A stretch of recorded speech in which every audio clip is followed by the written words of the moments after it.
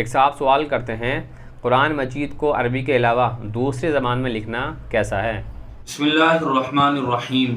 مذکورہ سوال کا جواب یہ ہے کہ قرآن مجید کو عربی زبان کے علاوہ کسی دوسری زبان میں مثلا اردو میں، ہندی میں، فارسی میں، انگریزی میں، فرنچ میں طبع کرنا اور چھاپنا یہ باجماع امت ناجائز اور حرام ہے۔ اس کی بہت ساری وجوہات ہیں۔ نمبر 1، جس عثمانی رسم الخط میں قرآن مجید موجود ہے اس رسم الخط کی خلاف ورزی، اس میں تبدیلی اور چینجنگ ہوتی ہے، یہ بھی ناجائز اور حرام ہے۔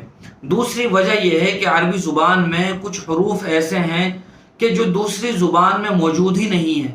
مثال کے طور پر عربی زبان میں ذال ہے، زا ہے، ضاد ہے، ظا ہے۔ ان سب حروف کو ادا کرنے کے لیے دوسری زبان میں یا تو الفاظ ہی نہیں ہیں یا اگر ہیں تو ان سب حروف کے لیے ایک ہی لفظ کا استعمال ہوتا ہے۔ مثال کے طور پر انگریزی زبان میں زا کے لیے بھی، ذال کے لیے بھی، ضاد کے لیے بھی، ظا کے لیے بھی زیڈ ہی کا استعمال ہوتا ہے۔ اسی طرح تا ہے اور طا ہے تو سب کے لیے ٹی کا استعمال ہوتا ہے۔ الف ہے، عین ہے، ان سب کے لیے اے کا استعمال ہوتا ہے۔ یہی حال کچھ دوسری زبانوں کا بھی ہے۔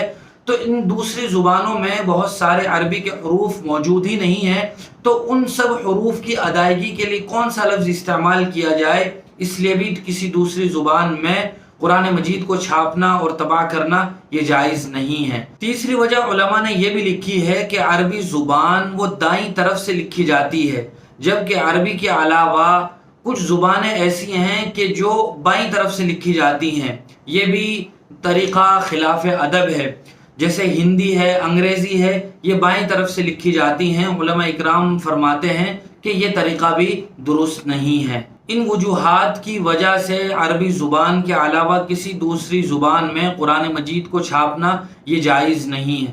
ہر مسلمان کو اس قابل ہونا چاہیے کہ وہ قرآن مجید کو عربی زبان ہی میں تلاوت کر سکتا ہو، چونکہ اسی رسم الخط کے ساتھ قرآن مجید کی تلاوت میں جو چاشنی اور حلاوت ملتی ہے وہ کسی اور دوسری زبان میں میسر ہی نہیں ہے۔ البتہ قرآن مجید کا ترجمہ ہم جس زبان میں چھاپنا چاہیں شوق سے چھاپے، کوئی مذائقہ نہیں ہے، بلکہ ہم دوسری زبانوں میں قرآن مجید کا ترجمہ غیر مسلم بھائیوں کے درمیان بھی تقسیم کریں تاکہ ان کو بھی صحیح صورتحال کا علم ہو سکے کہ دراصل قرآن مجید میں کیا ہے، چونکہ بہت ساری ایسی غلط فہمیاں ہیں جو ہمارے غیر مسلم بھائیوں کے درمیان بٹھا دی گئی، وہ اس لیے کہ انہوں نے اصل قرآن مجید کے مفہوم اور مطلب کو نہیں سمجھا۔